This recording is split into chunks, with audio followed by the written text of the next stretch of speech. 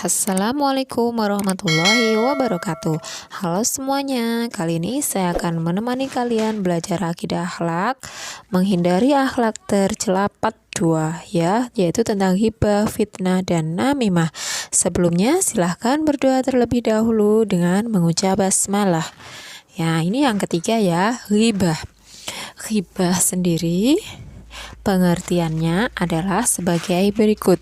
Ghibah secara bahasa, menurut bahasa, ghibah artinya membicarakan mengenai hal negatif atau positif tentang orang lain yang tidak ada kehadirannya di antara yang berbicara. Itu pengertian ghibah menurut bahasa. Dari segi istilah, ghibah artinya pembicaraan antara sesama muslim tentang muslim lainnya dalam hal yang bersifat kejelekan, keburukan, atau yang tidak disukai. Allah Subhanahu wa taala berfirman dalam surat Al-Hujurat ayat 12 sebagai berikut. Bismillahirrahmanirrahim. Wala tajassasu wala yaghtab ba'dukum ba'da ayuhibbu ahadukum ayyakula lahma akhihi maitan fakarihtumuh wattaqullah innallaha tawwabur rahim, yang artinya, dan janganlah kamu mencari-cari kesalahan orang lain, dan janganlah ada di antara kamu yang menggunjing sebagian yang lain. Apakah ada di antara kamu yang suka memakan daging saudaranya yang sudah mati? Tentu kamu merasa jijik, dan bertakwalah kepada Allah. Sesungguhnya Allah Maha Penerima Taubat, Maha Penyayang.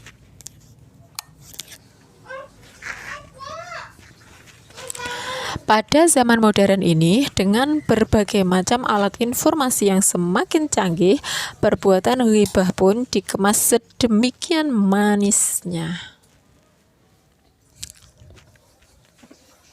sehingga para konsumen sebagai pengakses informasi itu menjadi tidak terasa kalau dia sudah terlibat dalam perbuatan ghibah. Islam melarang perbuatan ini untuk dilakukan karena kalaupun informasi atau berita yang dilontarkan itu benar, tetap akan menyakiti hati orang lain. Apalagi kalau berita itu salah, bisa menimbulkan fitnah.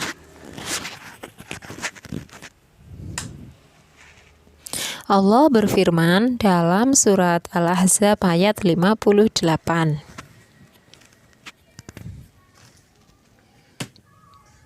Bismillahirrahmanirrahim. Walladzina yu'dzunal mu'minina wal mu'minati bighairi maktasabu faqad ihtamalu buhtanan wa isman mubina. Artinya, dan orang-orang yang menyakiti orang mukmin laki-laki dan perempuan tanpa ada kesalahan yang mereka perbuat, maka sungguh mereka telah memikul kebohongan dan dosa yang nyata. Sebab-sebab timbulnya ghibah diantaranya yaitu yang pertama, adanya kebencian atau sakit hati terhadap orang tertentu. Yang kedua, tidak adanya aktivitas produktif sehingga membicarakan orang lain. Dan yang ketiga, menjadi kenikmatan tersendiri. Serta yang keempat, tidak suka mencari kebenaran. Itu adalah sebab-sebab timbulnya ghibah. Kemudian tidak semua membicarakan orang lain itu ghibah ya. Di bawah ini adalah bukan termasuk perilaku ghibah karena dilakukan demi kebaikan bersama dan harus dengan cara yang baik pula.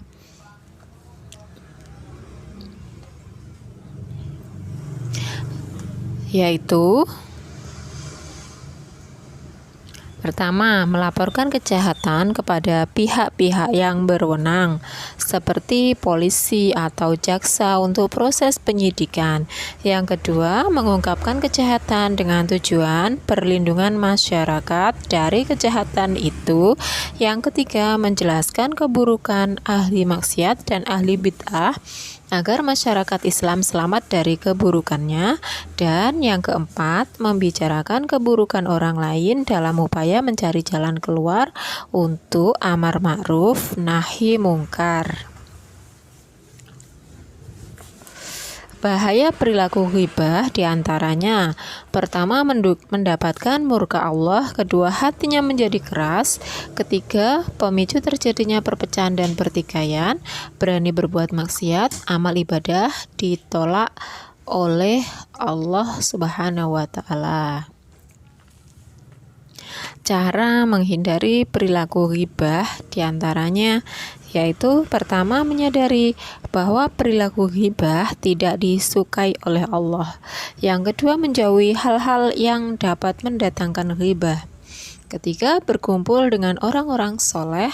Yang keempat, mengingatkan orang lain yang sedang ghibah. Ya, ini yang yang keempat ada fitnah.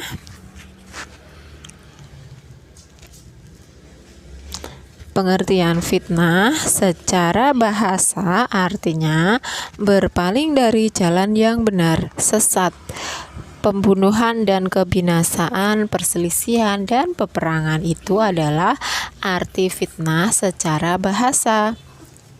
Adapun menurut istilah, fitnah artinya menyebarkan berita bohong atau jelek, baik secara diam-diam maupun terang-terangan. Itu pengertian fitnah menurut istilah. Allah berfirman dalam surat Al-Baqarah ayat 191, Bismillahirrahmanirrahim, wal fitnatu asyaddu minal qutl, dan fitnah itu lebih kejam daripada pembunuhan. Orang yang suka memfitnah biasanya orang yang pengecut. Dia tidak senang melihat orang lain hidup senang atau bahagia. Ia berupaya agar orang lain jatuh ke dalam kebinasaan.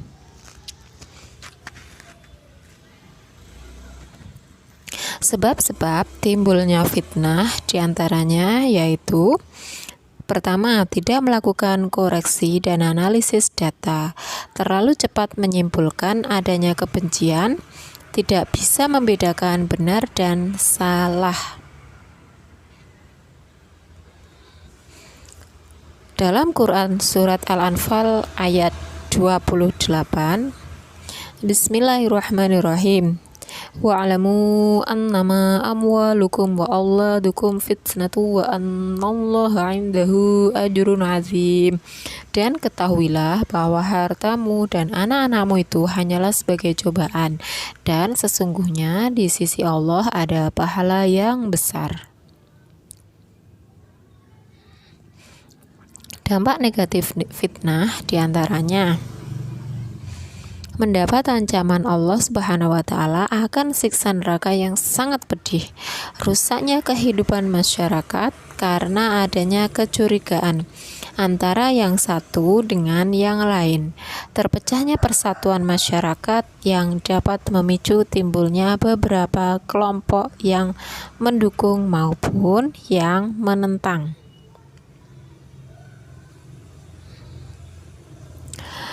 Nah, ini adalah cara menghindari perilaku fitnah. Bergaul dengan baik kepada semua orang dan tidak pilih-pilih. Saling mengingatkan apabila pembicaraan sudah mengarah kepada perbuatan fitnah. Mau menyampaikan dan menerima kritik dengan cara langsung dan jelas kepada yang bersangkutan dan tidak menyebarkannya kepada orang lain yang tidak ada kaitannya. Kemudian waspada terhadap informasi dan mencari kejelasan dan kebenaran informasi supaya kita tidak salah dalam mengambil sikap dan keputusan. Harus hati-hati karena fitnah itu sangat berbahaya dan bisa mengakibatkan pertikaian dan kesalahpahaman yang akhirnya menimbulkan perpecahan. Itulah beberapa cara menghindari perilaku fitnah. Hal-hal yang perlu dilakukan ketika mendapatkan fitnah: pertama, sabar dan tenang dalam menghadapi fitnah. Kedua, mempunyai keberanian untuk mengungkapkan kebenaran yang sesungguhnya, melakukan cek dan recheck atau tabayun, kemudian mengusahakan perdamaian dan berdoa kepada Allah Subhanahu wa Ta'ala. Yang terakhir, namimah. Nah, apakah namimah itu? Bagaimanakah pengertiannya? Namimah menurut bahasa berasal dari bahasa Arab yang artinya adu domba.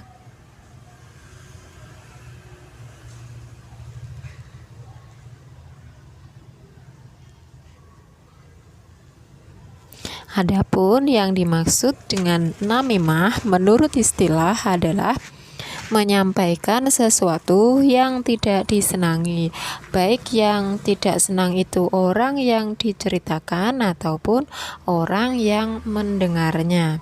Itu adalah yang dimaksud dengan namimah. Namimah pada hakikatnya adalah menyampaikan atau menceritakan rahasia orang lain sehingga merusak nama baik orang lain tersebut. Tentu saja orang yang diceritakan itu merasa tidak senang dan dapat menimbulkan permusuhan. Dalam Quran Surat Al-Qalam ayat 10 dan 11, namimah termasuk akhlak tercela yang dilarang dalam agama, sesuai dengan firman Allah sebagai berikut. Bismillahirrahmanirrahim. Wala tudhi' kulla hallafim mahin. Dan janganlah engkau patuhi setiap orang yang suka bersumpah dan suka menghina.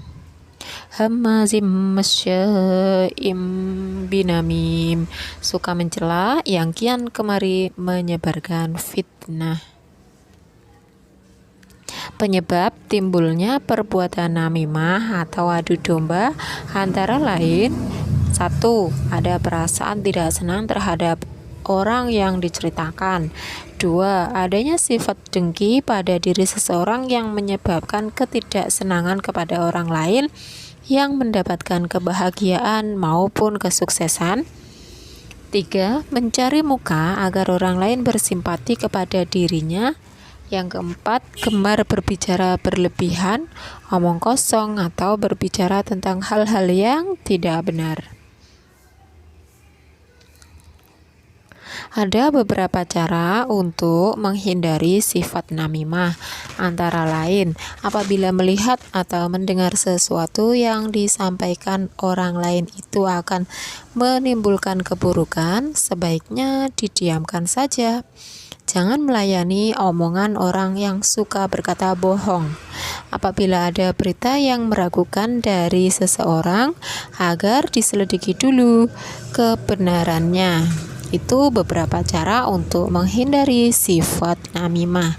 Dampak negatif namimah diantaranya yaitu dapat menyebabkan terputusnya ikatan silaturahmi dan ukhuwah. Bisa menyulut api kebencian dan permusuhan antar sesama manusia, bisa merusak tatanan dan ketentraman masyarakat, hilangnya ridho Allah Subhanahu wa taala dan mendapat murkanya. Itu adalah dampak negatif dari namimah. Rangkuman. Kita telah belajar 5 akhlak tercela, diantaranya yang pertama hasad adalah perasaan tidak senang terhadap orang yang mendapatkan nikmat dari Allah. Yang kedua dendam, artinya berkeinginan untuk membalas. Allah Subhanahu wa taala sangat membenci orang yang pendendam karena sifat pendendam sangat membahayakan dan merugikan orang lain. Yang ketiga, ghibah artinya mengumpat atau menggunjing, yaitu perbuatan atau tindakan yang menjadi kekurangan orang lain, walau yang dibicarakan sesuai dengan kenyataan yang ada. Yang keempat, ada fitnah, artinya perkataan yang bermaksud menjelekkan orang, seperti menodai nama baik, merugikan kehormatan orang lain.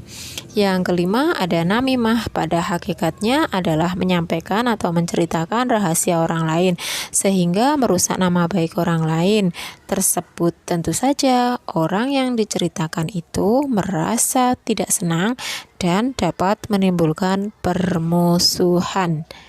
Namimah bisa juga disebut adu domba. Alhamdulillah selesai ya. Semoga yang saya sampaikan bermanfaat dan kita semua dapat terhindar dari semua akhlak tercela. Sampai jumpa pada pembelajaran berikutnya. Jangan lupa akhiri belajar kalian dengan mengucap hamdalah, alhamdulillahirabbil alamin. Wassalamualaikum warahmatullahi wabarakatuh.